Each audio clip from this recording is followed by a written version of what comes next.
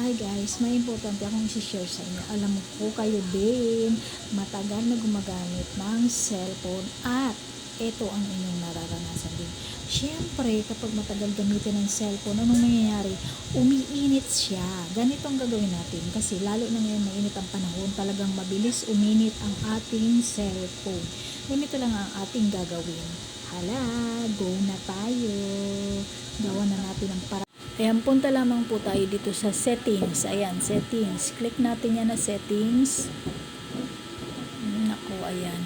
Hanapin natin ang Google. Ayan, Google. Click natin yan. And then, dapat naka all service. Click natin yan na all service. Ayan. Ayan, all service. And then, click din natin tong device. Ayan, device. Ayan, and then scan for nearby. Ito, dapat dito pag nakaganyan niyo po yan, i-off natin yan, ganito, ayan. Para hindi masyado mabilis uminit ang ating cellphone, i-off natin yan.